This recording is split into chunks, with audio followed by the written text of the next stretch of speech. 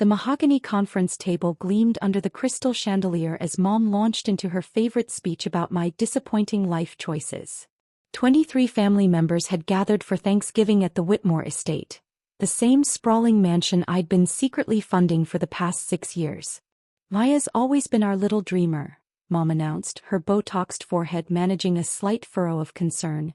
Still playing with her computer games at 28 instead of finding a real career like her sister. Sarah beamed from across the table, her new Hermès bag prominently displayed beside her wine glass.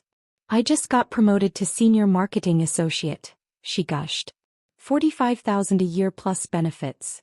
The collective murmur of approval made my stomach turn. Aunt Patricia clapped her hands together. Such an achievement. Maya, dear, perhaps Sarah could help you with your resume. I continued cutting my turkey methodically, each slice precise.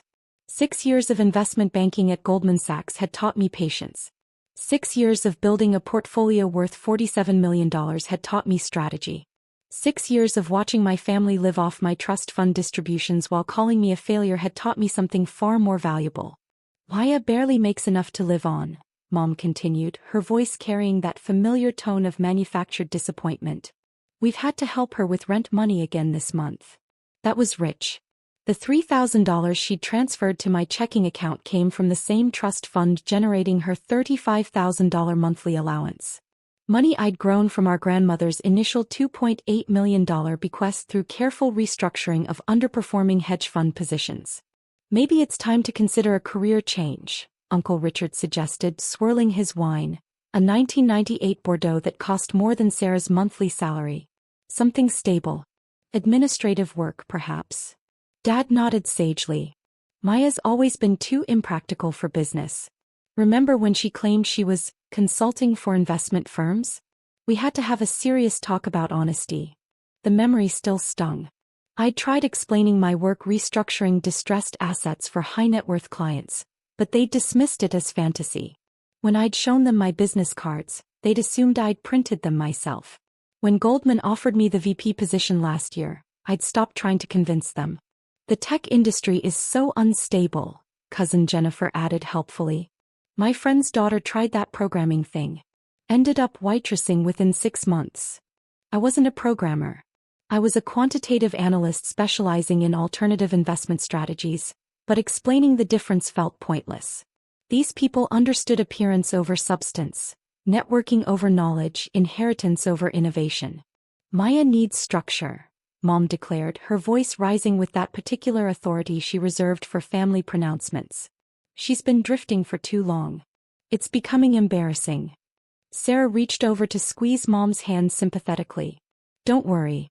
Some people just mature later. Maya will figure it out eventually. The condescension was suffocating. Sarah's marketing job involved creating Instagram posts for a local boutique chain. Yesterday I just closed a deal restructuring pension fund allocations for 3 Fortune 500 companies. Speaking of figuring things out, Aunt Patricia said, turning to me with that particular smile wealthy women use before delivering devastating observations, didn't you say you were moving to a bigger apartment? How exactly are you affording that on your situation? The question hung in the air like expensive perfume. Everyone knew I lived in a studio downtown while Sarah had her trendy 2-bedroom in Brooklyn Heights, subsidized unknowingly by my portfolio management. Maya's always been optimistic about money, Dad explained to the table with a chuckle. We've tried teaching her budgeting, but she keeps making these unrealistic plans. Uncle Richard leaned forward conspiratorially. Perhaps we should stage an intervention. Financial irresponsibility runs in families sometimes. The irony was exquisite. Every person at this table lived off money I generated, yet they questioned my financial competence with the casual certainty of the truly deluded. Hold up. The family gathering continued its familiar rhythm of subtle cruelty disguised as concern. Grandmother Eleanor, despite being 83, possessed the sharpest tongue at the table. Maya reminds me of your cousin Dennis, she announced, her voice carrying the authority of old money and older opinions. He spent years claiming to be an entrepreneur, before finally accepting reality and taking that nice insurance job. The comparison stung because everyone remembered Dennis, the family cautionary tale about dreams versus practicality. What they didn't remember was that I'd restructured his failed tech startup's IP portfolio, selling it to Microsoft for $12 million. Dennis now owned 3 insurance agencies across Connecticut. The problem with Maya's generation, Grandfather Charles added from his position at the head of the table, is they expect success without putting in real work. In my day you started at the bottom and earned respect. This from a man whose trust fund had been funding his real estate ventures since 1967. I'd analyzed his portfolio 2 years ago. His successful property investments had been hemorrhaging money until I'd quietly restructured the debt arrangements through shell companies he didn't even know existed. Maya should consider teaching, suggested Aunt Lucinda, her voice bright with the particular enthusiasm wealthy women reserve for suggesting modest careers for disappointing relatives. Elementary school perhaps. Very stable. Great benefits. The conversation shifted to Sarah's latest achievements. Her promotion, her new apartment, her engagement to Bradley from the country club.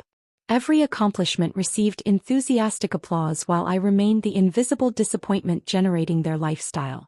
Bradley's family owns 3 car dealerships, Mom gushed. Such a solid foundation for a marriage.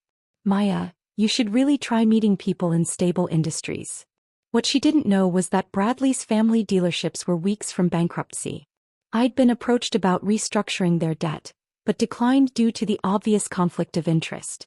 Sarah's engagement would implode within 6 months when the leveraged buyout collapsed. The key is networking, Dad explained to the younger cousins, using me as a negative example. Maya isolates herself with her computers instead of building relationships. Success is about who you know. The irony was suffocating. My phone contained direct numbers for CEOs of companies worth more than most small countries. Last week, I'd had lunch with the Treasury Secretary's Chief of Staff about emerging market volatility. Tomorrow I was flying to London for a private equity summit. But here, surrounded by people living off my financial acumen, I remained the family failure. Maya's always been stubborn, Mom continued, her voice taking on that particular tone of maternal disappointment. We've offered to help her find a real job, but she insists on these fantasy careers. Uncle Richard nodded knowingly. Pride goes before a fall. Sometimes you have to accept help from people who understand the real world. The real world, they understood, involved spending money I'd generated while discussing my lack of ambition. The cognitive dissonance was breathtaking.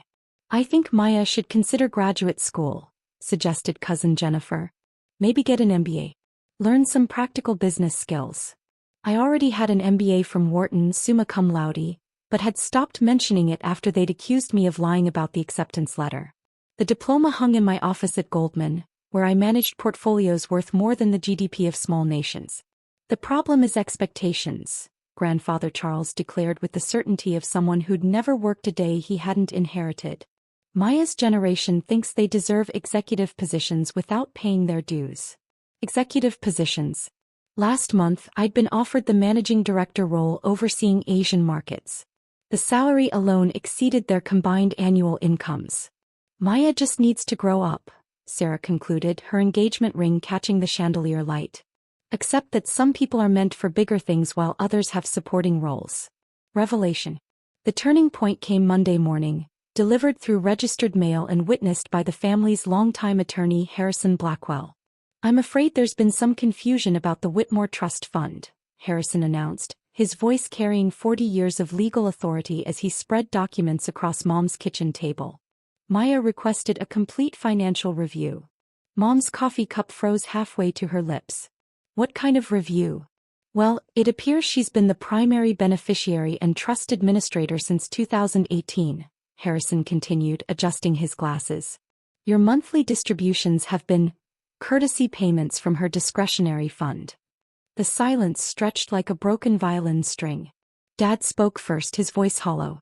That's impossible. Maya doesn't have any money. Harrison shuffled through the papers with practiced efficiency. According to Goldman Sachs, she's been managing your family's portfolio as lead quantitative analyst. Current value. He paused, checking his notes. $47.3 million. Mom's face went through several color changes, settling on a shade that matched her expensive curtains. Maya's a computer programmer. Actually, Harrison corrected gently, She holds advanced certifications in alternative investment strategies and has been featured in Financial Times for her work restructuring distressed pension funds. Quite accomplished, really. The kitchen felt smaller suddenly, as if the walls were closing in around us. Sarah's mouth opened and closed silently. The monthly payments you've been receiving, Harrison continued, approximately $35,000 for Eleanor, $28,000 for Charles, $22,000 for Richard's family, and various amounts for extended family members, all discretionary distributions from Maya's portfolio management. Uncle Richard's face had gone completely gray. She's been supporting us?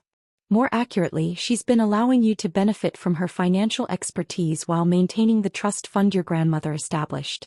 However, Harrison's voice grew more formal. She's requested immediate termination of all discretionary payments. The papers rustled as he spread them across the table. Bank statements, investment reports, federal tax documents, all bearing my name as primary account holder and fund administrator. This house, Harrison noted, consulting his documents, has been maintained through the trust fund's real estate subsidiary. Maya restructured the mortgage in 2019, saving approximately $2.3 million in interest payments. Mom was staring at the papers as if they were written in ancient Sanskrit. She lives in a studio apartment. By choice, apparently. Her primary residence is actually the penthouse at 432 Park Avenue. She maintains the studio for. Harrison checked his notes. Privacy reasons. The penthouse. 60,000 square feet overlooking Central Park. Worth more than most people's lifetime earnings. I'd bought it through a shell company after Goldman promoted me to VP. The car dealerships Bradley's family owns, Harrison continued, apparently working from a very thorough briefing, have been surviving on bridge loans Maya arranged through her investment firm. Without her intervention, they would have declared bankruptcy last spring. Sarah made it sound like a deflating balloon.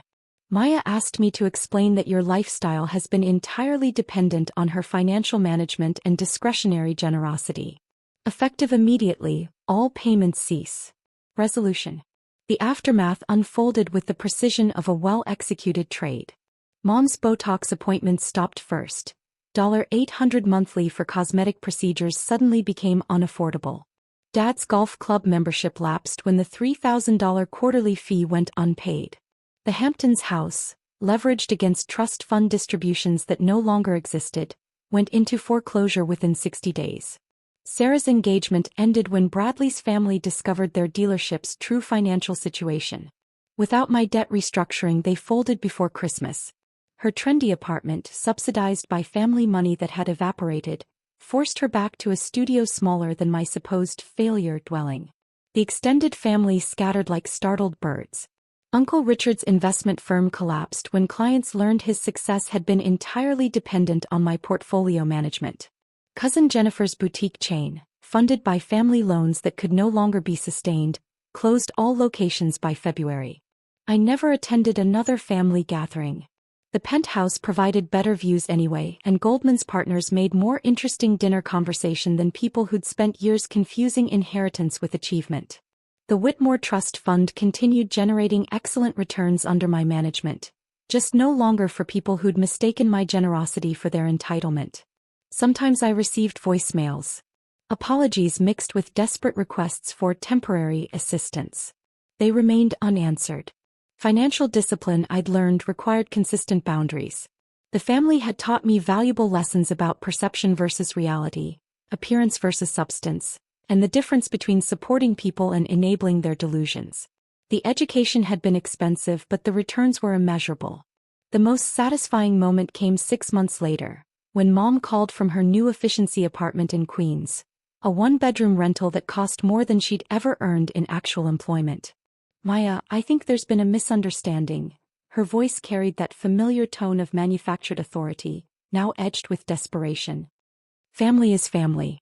Surely we can work something out. Through my penthouse windows, Central Park stretched like an emerald carpet 40 floors below. What misunderstanding would that be? Well, we didn't realize. Nobody explained that you were actually. She stumbled over words that had never been necessary before. Successful. The pause stretched between us, filled with years of computer games, and financial burden, and disappointing life choices. I was always successful, I said quietly. You just preferred a different narrative. But we're family, she repeated, the word carrying less weight each time she used it. Family members don't usually call each other financial burdens, I replied, watching a Goldman Sachs company car pull up to collect me for the London flight. They especially don't do it while living off that person's investment portfolio. The line went quiet except for her breathing. The trust fund remains active, I added before hanging up. Just not for people who confused my generosity with their entitlement. Some lessons in financial literacy couldn't be taught, they had to be experienced.